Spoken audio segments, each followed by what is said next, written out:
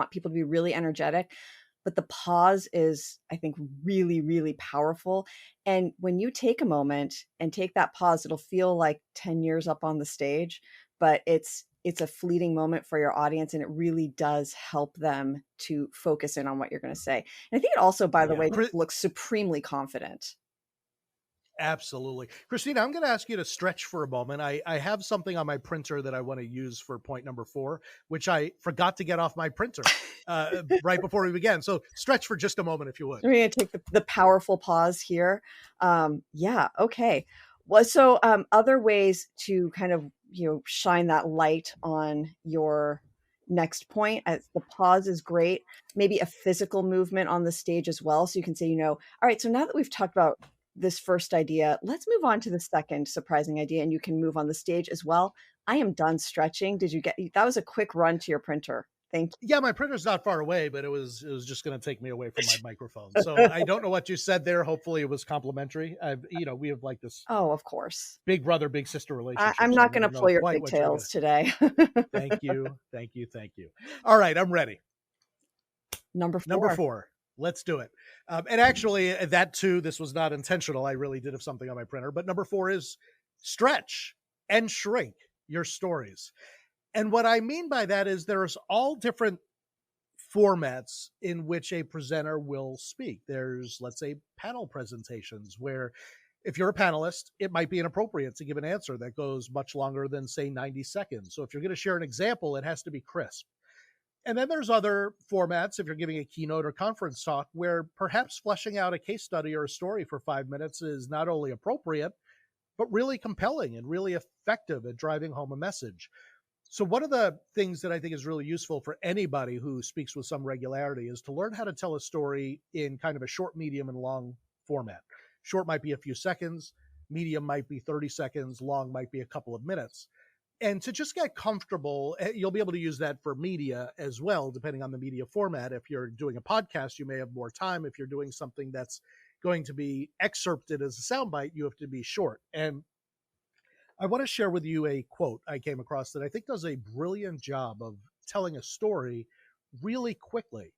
This quote came from the Associated Press in March of 2021. It has to do with starvation. And what the person was quoted in the Associated Press, this is a person with a humanitarian relief organization, said is this, quote, "People are starving. There is a severe issue of access to food. One interviewee told me she survived on just leaves while she hid in the forest." That's a story. That's concrete. And just in that sentence, she survived on just leaves while she hid in a forest. You have pretty much every element of storytelling that you need. You have the character, you have the action. And so that's a great example, kind of an extreme example because it's so short. Right. But it just shows you that you are able to shrink the word count and time of delivery and still have impact. I mean, I remember working at NBC, you'd have your assignment that morning at 9:30, right?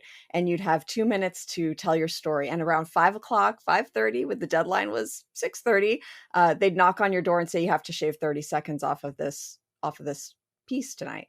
And so you're going through the script and taking out every extra word or phrase that is not critical to still understanding the story. I mean, you can cut out a lot of ands and thus, right? And some little extra tidbits.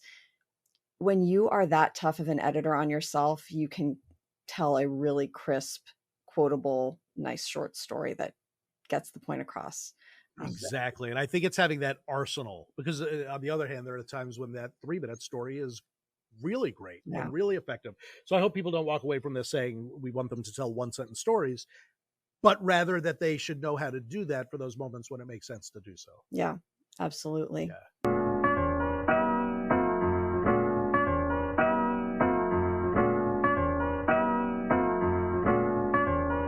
Thanks for watching this video clip of the Speak Good podcast.